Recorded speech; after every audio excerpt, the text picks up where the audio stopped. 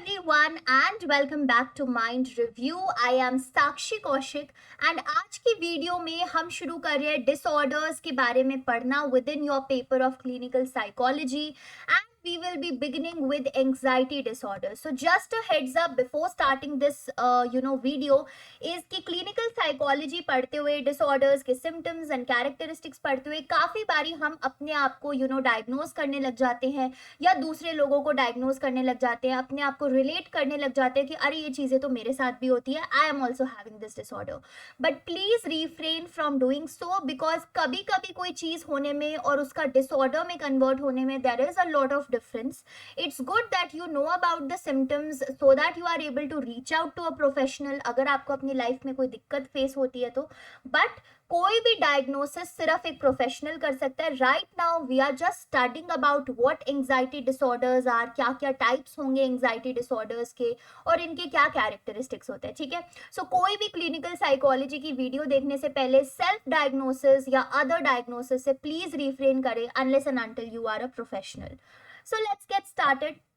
सो ये जो anxiety disorder है ये बेसिकली एक व्हाट इफ सिंड्रोम होता है जिसमें द इंडिविजुअल इज हैविंग वेग एंड डिफ्यूज्ड फीलिंग, हमेशा अपने फ्यूचर के बारे में वरी करते रहना या एप्रीहेंसिव रहना कि पता नहीं क्या होएगा, पता नहीं कैसे होएगा. एंड ज़रूरी नहीं कि इसका एक पर्टिकुलर कॉज हो. तो यूजुअली हम बोलते हैं ना कि हम पूछते हैं लोगों से कि आप क्यों परेशान हो, आप क्यों परेशान हो. तो मोस्टली लोग एक रिप्लाई दे देते हैं कि अरे यार मेरे एग्जाम्स आने वाले हैं इसलिए परेशान हूँ या रिजल्ट आने वाला है इसलिए परेशान हूँ. But it's not necessary in case of N anxiety disorder that you have a cause for your anxiety. हो सकता है आपको वो वरी हो रही है, एप्रीहेंशन हो रही है without any cause. So that is why anxiety is known as a what if syndrome. Now what is the difference between having an anxiety disorder and simply anxiety. क्योंकि एंजाइटी तो हम सब लोग ही कहीं ना कहीं फेस करते हैं whenever we are having our exam. तो उससे एक दिन पहले या मे बी जब हम एग्जाम के सेंटर में बैठे हैं तो थोड़ा बहुत डर सा लगता है, मन में वरी आती है कि यार पता नहीं कैसे होगा. So that is something that we all face. when this anxiety becomes so much कि वो हमारे एवरीडे लाइफ में इंटरफेयर करने लग जाए. हमारी जो एवरीडे एक्टिविटीज़ होती हैं जिसमें जैसे हम लोगों से बातचीत करते हैं, हमारा रूटीन है या हमारी स्टडीज़ हैं या whatever occupation you are into, when this anxiety begins to interfere to such an level then it might be an anxiety disorder. तो उस वक्त आपको एक प्रोफेशनल के पास जाने की ज़रूरत महसूस हो जाती है कि हाँ भाई ये कोई ऐसी चीज़ है जो अब मुझे ट्रबल करने लग गई है. ठीक है, so that is the basic difference between this. And we can also talk about some theories. तो ये कुछ थ्योरीज हैं अलग अलग जो अपना खुद का एक व्यू पॉइंट देती हैं कि एंग्जाइटी डिसऑर्डर्स का ऑनसेट कैसे होता है या क्यों होता है. सो साइको एनालिटिक थ्योरी ना बहुत बारी हम इन थ्योरीज के बारे में पढ़ चुके हैं. इवन इन फैक्ट जो हम पर्सनालिटी का पेपर कवर कर रहे थे तो उसमें भी हमने इंडिविजुअली इन सारी थ्योरीज के बारे में बात की थी, इफ यू रिमेंबर, है ना. तो इसमें से ये जो साइको एनालिटिकल थ्योरी है which is the view point of Sigmund Freud, इस थ्योरी के अकॉर्डिंग इंट्रा साइकिक कॉन्फ्लिक्ट्स जो होते हैं, what are intra psychic conflicts. तो हमारा जो इड है, ईगो है, सुपर ईगो है, जो हमारे पर्सनालिटी के कॉम्पोनेंट्स है according to Freud. Id is working on your pleasure principle, ego is working on your reality principle and super ego is working on your morality principle. तो जब इन सारे forces के बीच में कहीं ना कहीं कोई कॉन्फ्लिक्ट आने लगता है because id is always impulsive और सुपर ईगो हमेशा सोसाइटी के मॉरल्स को फॉलो करना चाहता है. तो जब हम इड को रिप्रेस करते जाते हैं, ईगो जो है वो बर्डनड आउट हो जाता है इड और सुपर ईगो को बैलेंस करते करते, तो एंग्जाइटी रिजल्ट होता है, is what psycho analytical theory says. Whereas जो हमारी बिहेवियरल थ्योरी है वो बिलीव करती है कि ये जो सारे फियर होते हैं, एंग्जाइटीज होती हैं, all of these are due to conditioning. क्योंकि हमारा एक रिस्पॉन्स प्रोबेबली कभी लर्न हो गया था, कंडीशन हो गया था, and that is why we are now always behaving in that manner, is what behavioural theory talks about. फिर आपकी एग्जिस्टेंशियल थ्योरी है. Do you remember what existential theory और therapy was all about? It was about searching for one's meaning of life, कि मेरी life का क्या meaning है, क्या पर्पस है. तो एग्जिस्टेंशियल थ्योरी जो अपना रीजन देती है कि एंग्जाइटी डिसऑर्डर्स का क्यों ऑनसेट होता होगा, इज वो कहते हैं कि जब एक इंसान बहुत ज़्यादा चिंता करने लग जाता है about what exactly is the meaning of their life, what exactly is the purpose of their life and existence, और when a person is not able to find the meaning or purpose of the life existence, तो उस वक्त जो है anxiety होने लगती है, is what existential theory talks about. And when we talk about your biological causes, तो ये तो सारा का सारा न्यूरो ट्रांसमीटर्स पे ब्लेम कर देते हैं एंग्जाइटी पे. ठीक है, कि जो न्यूरो ट्रांसमीटर्स हैं, जैसे एक होता है गाबा, which is known as gamma aminobutyric acid. if you remember, तो बायोसाइकोलॉजी का पेपर जब हम कवर कर रहे थे तो उसमें हमने न्यूरोट्रांसमीटर्स पे एक्सटेंसिवली बात की थी. सो गाबा जो है, गामा अमीनोब्यूटेरिक एसिड, वो हमारे नर्वस सिस्टम का मेजर इनहिबिटरी न्यूरोट्रांसमीटर होता है. ठीक है, तो जब ये गाबा वाला जो न्यूरोट्रांसमीटर है वो बहुत ज़्यादा इंक्रीज हो जाए तो एंग्जाइटी डिसऑर्डर्स डेवलप हो सकते हैं. और एक और न्यूरोट्रांसमीटर होता है which is serotonin, which also has has been seen to play somewhere a role in anxiety disorders. तो biological causes simply आपके neurotransmitters पे सारी बात डाल रहे हैं. And then of course we can have the genetic factors, क्योंकि heredity भी एक बहुत important role play करती है. जैसा कि हमने आज जो मैंने 2 बजे वीडियो डाली थी डायथिसिस स्ट्रेस मॉडल पे, so उसमें भी हमने यही चीज़ डिस्कस की थी कि कैसे एक इंडिविजुअल अपने जीन्स की वजह से भी प्रीडिस्पोज हो सकता है या वल्नरेबल हो सकता है towards developing a disorder. So these are certain viewpoints on why and how anxiety can develop. Now अब कुछ सब पार्ट्स हैं, कौन से स्पेसिफिक टाइप्स की एंग्जाइटीज हो सकती हैं, वो टाइप्स हम पढ़ लेते हैं. So first one is your specific phobia. ठीक है, अब ये स्पेसिफिक फोबिया क्या है? It is a strong and persistent fear that is triggered by the presence of a specific object और अ स्पेसिफिक सिचुएशन. तो यहाँ पे होता क्या है कि कोई पर्टिकुलरली मे बी एक ऑब्जेक्ट है, या मे बी एक सिचुएशन है, या मे बी एक पर्सन है, जिसकी वजह से एक इंडिविजुअल में इतना ज्यादा फियर ट्रिगर हो जाता है जो कि कंटिन्यूअसली रहता है और अपने मैग्नीट्यूड में वो फियर बहुत स्ट्रांग होता है. तो कभी आपने देखा है कि कई कई लोगों को हाइट का बहुत ज्यादा फोबिया होता है, या some people have a phobia of being in close spaces. तो अगर वो लिफ्ट में भी होंगे या बहुत क्लोज्ड कोई रूम होगा, so they will be very fearful, they will behave in a very so called not so normal manner, और एक एक्स्ट्रा ऑर्डिनरी फियर वो शो करेंगे जितना शायद फियर शो करने की उस सिचुएशन में जरूरत नहीं भी है. So that is what is happening in specific phobia. Specific phobia के कुछ सब टाइप्स होते हैं. So there can be phobias related to animal, जैसे कि कई लोगों को स्नेक का फोबिया, स्पाइडर्स का, डॉग्स का, इंसेक्ट्स का फोबिया होता है. ठीक है, it can also be related to natural environment. Natural environment जैसे कि मैंने आपको बताया हाइट का फोबिया, ठीक है, वाटर का फोबिया, या किसी नेचुरल डिजास्टर का भी कई लोगों को फोबिया होता है. Then some people may also have a specific phobia related to blood injection injury. तो इसमें क्या होता है, उन लोगों को ब्लड देखने से या कोई भी इंजरी देखने से बहुत फियरफुल लगता है, या फिर अगर उनको इंजेक्शन लगाया जा रहा है then also they get into that mode of extreme fear. ठीक है, then situational phobias can also exist. Situational phobias like probably driving, या using an elevator, या being in a public transport. all of these are some situations जिसमें phobia हो सकता है. then some people can be phobic of choking and vomiting. तो ये कुछ sub types हैं जिससे स्पेसिफिक फोबिया रिलेटेड हो सकता है. Then the second type of anxiety disorder can be social anxiety disorder. Social anxiety disorder को commonly social phobia भी बोला जाता है. Why? Because this is a fear that is related to social situations. इंसान जो है उसमें incapacitating fear होता है दूसरे लोगों के साथ interact करने से related, एक crowded place में रहने से related, या social situation में आने से related. And mostly ये anxiety, ये fear होता है because the person फील्स कि क्या पता वो एम्बैरस ना हो जाए 10 लोगों के सामने, कहीं वो कुछ गलत ना कर दे जिसकी वजह से people might start making fun of them. So ये कुछ फियर होते हैं उन लोगों के मन में, because of which they begin to be anxious in social situations, begin to feel anxious while interacting with other people. और ये मोर और लेस एवरी सोशल सिचुएशन के साथ ही रिलेटेड होता है. ठीक है, फॉर एग्जाम्पल किसी को पब्लिक स्पीकिंग में डर लग रहा है, स्टेज फ्राइट है किसी को, ठीक है, या फिर पब्लिक में खाना खाने से या कुछ भी पढ़ाई करने से पब्लिक में डर लग रहा है, पब्लिक वॉशरूम्स यूज करने में they are feeling a little fearful. So all of these things can be related to social anxiety disorder. और ये जो फियर या ये जो एंग्जाइटी होता है, ये बहुत आउट ऑफ प्रोपोर्शन एंग्जाइटी होता है to the actual threat that may be posed by that situation. तो थोड़ा बहुत कॉन्शियस प्रोबेबली हम सबको फील होता होगा कि यार 10 लोग देख रहे हैं and I am trying to eat my food, we all feel a little bit conscious, but fear that is there in social anxiety disorder is out of proportion, बहुत ही ज्यादा लेवल का फियर होता है। Then let us move on to the third type of anxiety disorder, which is your panic disorder. तो panic disorder पे हम थोड़ी देर में आते हैं, उससे पहले आपको पता होना चाहिए कि panic attack क्या होता है। ठीक है, panic attack को काफी लोग heart attack के साथ भी confuse कर लेते हैं। A lot of people feel कि किसी को heart attack आ रहा है when actually it was a panic attack। तो इसमें क्या होता है, एक abrupt surge होता है intense fear का suddenly। पैनिक अटैक इज, वो जो पैनिक अटैक होते हैं एकदम आउट ऑफ द ब्लू में से आ जाते हैं। कोई कोई प्री डिस्पोजिशन नहीं हुआ, कुछ नहीं हुआ, इंडिविजुअल नॉर्मली में भी बातचीत कर रहा है या घूम रहा है, सडनली एक अब्रप्ट सर्ज होता है उनमें इंटेंस फियर का, या बहुत ज़्यादा वो डिस्कम्फर्ट फील करते हैं। और उस डिस्कम्फर्ट वाली सिचुएशन के दौरान ऐसे कुछ सिम्टम्स देखने को मिल सकते हैं। इनमें से एटलीस्ट 4 सिम्टम्स तो होंगे।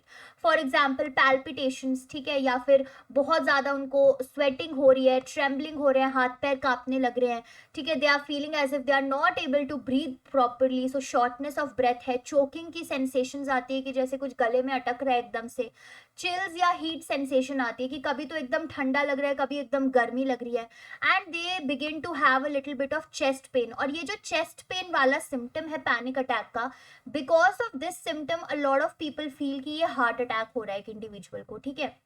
And the individual might also feel a little dizzy, जैसे लगता है ना कभी हम बेहोश से होने वाले होते हैं, and they are not in their full senses. Depersonalisation feel होती है, दे फील अनरियल, अपने सिचुएशन से, अपने आप से थोड़ा डिटैच्ड फील करना, ठीक है। फियर ऑफ लूजिंग कंट्रोल, कि उनका अपने बॉडी के ऊपर, अपने बॉडी ऑर्गन्स के ऊपर कोई कंट्रोल नहीं रहा, बॉडी मूवमेंट्स पे कोई कंट्रोल नहीं रहा। And a marked fear is the fear of dying, the person feels कि बस अभी उनका आखिरी सा वक्त आ गया, and they are about to die in this situation. So this is how huge the panic attack is, जब एक intense fear, एक intense discomfort की sensation एक individual में आती है। और ये panic attack जब कॉन्स्टेंटली एक इंडिविजुअल को होने लगे आफ्टर सम ड्यूरेशंस, और इंसान कॉन्स्टेंटली इस बारे में भी वरी करने लग जाता है कि पता नहीं कब नेक्स्ट पैनिक अटैक आएगा, then it gets converted into a panic disorder. तो उस पॉइंट पे हम बोलते हैं कि अब ये डिसऑर्डर में कन्वर्ट हो चुका है, because the person is constantly worrying about कि पता नहीं कब पैनिक अटैक आ जाए, तो मुझे बाहर नहीं जाना चाहिए, मुझे आसपास लोगों को रखना चाहिए ताकि अगर मुझे कुछ ऐसा हो जाए तो they can save me, they can help me, and all of those things. So ये उस वक्त उस सिचुएशन में एक पैनिक डिसऑर्डर में कन्वर्ट हो जाता है, ठीक है। तो आई होप आपको अभी तक सारी चीजें क्लियर होती आ रही है। स्पेसिफिक फोबिया हमने पढ़ा, सोशल एंग्जाइटी डिसऑर्डर या सोशल फोबिया जो होता है, पैनिक डिसऑर्डर जो होता है, और उसमें पैनिक अटैक का क्या रोल है। And the next one is your agoraphobia. अब एगोराफोबिया जो है, आपको हो सकता है थोड़ा ऐसा लगे कि ये तो सोशल एंग्जाइटी डिसऑर्डर जैसा ही है, बट एगोराफोबिया में मेनली ये जो 5 सिचुएशंस लिस्ट आउटेड हैं यहाँ पे, इनमें से मिनिमम 2 और there can be more than 2, but minimum 2 तो होनी चाहिए। 2 सिचुएशंस या 2 से ज्यादा सिचुएशंस से रिलेटेड एक इंसान बहुत फियरफुल, बहुत एंग्शियस फील करता है। So I either in using a public transportation, की जो पब्लिक ट्रांसपोर्टेशन होती है, बस है, ट्रेन है, एरोप्लेन्स है, इनमें वो ट्रैवल ही नहीं कर पा रहे हैं, या बीइंग इन एनक्लोज्ड स्पेसेस, ठीक है, जो एकदम क्लोज्ड हैं और सॉर्ट ऑफ लॉक्ड सी स्पेसेस हैं, या being outside of home alone, कि अगर उन्हें अकेले घर के बाहर जाना पड़ रहा है तो that will be a very fearful task for them, और being in all together open spaces, and they also have difficulties in standing in line और बीइंग इन अ क्राउड। तो कहीं लाइन पे खड़े होने खड़ा होना पड़ गया कोई टिकट लेने के लिए या समथिंग लाइक दैट, और if there is a lot of crowd over there. So ये कुछ ऐसी सिचुएशंस होती हैं जिनसे रिलेटेड इंडिविजुअल में बहुत ज़्यादा फियर और एंग्जाइटी फिल हो जाती है, and that is when we call it as agoraphobia. ठीक है. And then we have your generalised anxiety disorder. Generalised anxiety disorder, जैसा कि नाम सजेस्ट कर रहा है जनरलाइज्ड, यानी कि इसमें हम किसी भी चीज को पिन पॉइंट करके नहीं बोल सकते कि भाई इस बारे में एंजाइटी है. जैसे स्पेसिफिक फोबिया में वी कुड टेल कि क्या वो एनिमल से रिलेटेड है, क्या वो नेचर से रिलेटेड है, क्या वो ब्लड इंजेक्शन इंजरी से रिलेटेड है. सिमिलरली सोशल फोबिया या सोशल एंजाइटी डिसऑर्डर में भी वी कुड टेल कि भाई it is related to social situations. But ये जो जनरलाइज्ड एंजाइटी डिसऑर्डर है, इसको हम फ्री फ्लोटिंग एंजाइटी भी बोलते हैं, because it is basically anxiety about anything and everything that is around you. कोई भी चीज के बारे में एंजाइटी इसमें इंडिविजुअल को हो सकती है. there is no one specific thing or one specific cause that we can pinpoint to. यहाँ पे क्या हो रहा है कि persistent worrying है, continuous anxiety है about a number of areas, कोई एक particular area नहीं है. कोई भी plans है अगर एक individual जो बना रहा है तो उसके बारे में वो individual इतना ज़्यादा overthink करने लग जाते हैं about any plan, और वो overthinking इस extent तक चली जाती है कि अगर उस plan में कोई worst case outcome आ जाता है तो उसके लिए भी वो solutions पहले से ही सोचना शुरू कर देते हैं. ठीक है, कोई भी इवेंट है, कोई भी सिचुएशन है जो थ्रेटनिंग नहीं भी है, उसको भी the individual is perceiving as threatening कि यहाँ पे कुछ गलत हो सकता है. सो वो इंडिविजुअल जो है उस सिचुएशन से रिलेटेड एंग्शियस फील करने लगता है. ठीक है, they have a quality of being indecisiveness. बहुत इजीली वो डिसीजंस मेक नहीं कर पाते because they are always anxious कि क्या पता ये डिसीजन गलत हो जाए, क्या पता इसका कुछ गलत आउटकम निकल आए. ठीक है, so they are not able to sort of relax. अब क्योंकि हर वक्त उनके माइंड में कोई ना कोई चीज चली जा रही है, बहुत सारे एरियाज के बारे में वो एंग्शियस फील कर रहे हैं, सो दैट इज वेरी ऑब्वियस कि उनको कॉन्सेंट्रेट करने में या कोई भी टास्क जिसमें कॉन्सेंट्रेशन रिक्वायर्ड है वो करने में काफी डिफिकल्टी फेस करनी पड़ सकती है. So these are some of the characteristics of your generalised anxiety disorder. और जो लास्ट टाइप है एंजाइटी डिसऑर्डर का जो हम आज डिस्कस करेंगे, that is your separation anxiety disorder. अब ये सेपरेशन एंजाइटी डिसऑर्डर जो है ये मोस्ट कॉमनली बच्चों में देखा जाता है, चिल्ड्रन में देखा जाता है. उसमें क्या है कि उनका एक मेन अटैचमेंट फिगर होता है ना चाइल्ड का. Probably it can be both the parents या फिर ग्रैंड पेरेंट्स या प्रोबेबली कोई रिलेटिव है अगर जॉइंट फैमिली के सिनेरियो में रह रहे हैं, या sometimes it's only the mother और ओनली द फादर. तो जो भी अटैचमेंट फिगर है उस बच्चे के लिए, वो बच्चे को जब भी उस अटैचमेंट फिगर से सेपरेट करने की बात भी की जाती है, उसी बात पे वो बच्चा बहुत फियरफुल और एंग्शियस हो जाता है. ठीक है, तो नेचुरल सी बात होती है कि every child would throw some kind of tantrum जब भी उन्हें अपने पेरेंट्स से थोड़ा देर अलग रखा जाए, या उनके पेरेंट्स किसी काम से बाहर गए और उनको किसी के घर छोड़ा जाए या क्रेच में छोड़ा जाए, they will be a little fearful, they will throw a little tantrums. लेकिन सेपरेशन एंजाइटी डिसऑर्डर में वो फियरफुलनेस, वो एंग्शियसनेस बहुत ज्यादा इंक्रीज्ड मैग्नीट्यूड की होती है. एंड एक ऐसे एज में भी वो लोग इस फियरफुल और एंग्शियसनेस को शो कर रहे होते हैं जब उनको प्रोबेबली ये अंडरस्टैंड कर लेना चाहिए कि अच्छा पेरेंट्स थोड़ी देर के लिए गए हैं मार्केट में, अभी आ जाएंगे. या अगर उनको एश्योरेंस भी दी जाए कि they will be back, तब भी वो बहुत anxious feel करते हैं about separation from their attachment figure. And to an extent that is developmentally inappropriate. जैसा मैंने आपको बताया कि यार अगर 10-12 साल का कोई बच्चा है और वो एकदम cranky way में छोटे बच्चों की तरह रोने लग जाए कि नहीं मुझे तो मम्मा के पास ही रहना, so that will be a little inappropriate for that child's age. ठीक है, unless and until उसको ये ना बोला जा रहा हो कि आप कभी मिलोगे ही नहीं इनसे. So if we are giving assurance to the child that अभी बस आधे घंटे की बात है आपकी मम्मा वापस आ जाएगी, but still that child is feeling very fearful, very anxious, तो कहीं ना कहीं सेपरेशन एंजाइटी डिसऑर्डर के लिंक्स हो सकते हैं. But once again do not self diagnose, do not become the diagnoser over here, please consult a professional. ठीक है, एंड इस सेपरेशन को अवॉइड करने के लिए जो बच्चा है, जो चाइल्ड है, इंडिविजुअल है, वो किसी भी एक्सटेंट तक जा सकता है. ठीक है, वो फस करे, स्क्रीम करे, ठीक है, बहुत सारे टैंट्रम शो करने लग जाए कि नहीं मैं आपको नहीं जाने दूंगा, या ऑल ऑफ दोज थिंग्स, या they may even make suicidal gestures कि मैं अपने आप को हार्म कर लूंगा अगर आप गए तो, and all of those things. So these are some of the characteristics of your separation anxiety disorder. ठीक है, so that is it for today's video. I hope आपको एंजाइटी डिसऑर्डर और उसके टाइप्स में कुछ इंसाइट मिली होगी आज की वीडियो से, कुछ आपके कॉन्सेप्ट्स रिवाइज हुए होंगे. Thank you so much for investing your time and watching the video till here. और अभी तक देख रहे हो तो माइंड रिव्यू के चैनल को सब्सक्राइब करे बगैर बिल्कुल मत जाना, because you will get a lot more psychology videos. And let's crack it series के जो पुराने वीडियोस ऑलरेडी अपलोडेड थे, जो हमने पेपर्स पहले डिस्कस कर चुके हैं, make sure you also revise your concepts related to those topics. आप प्लेलिस्ट में वापस जाके उन वीडियोस को एक्सेस कर सकते हो and the link of that playlist is in the description box. And if you have any doubt, any question, any suggestions, please feel free to put them down in the comment section below. YouTube की comment section में, या फिर आप मुझे social media पे reach out कर सकते हो. My Instagram handle is @mindreview1, or you can also reach out via email, and my email ID is mindreview121@gmail.com.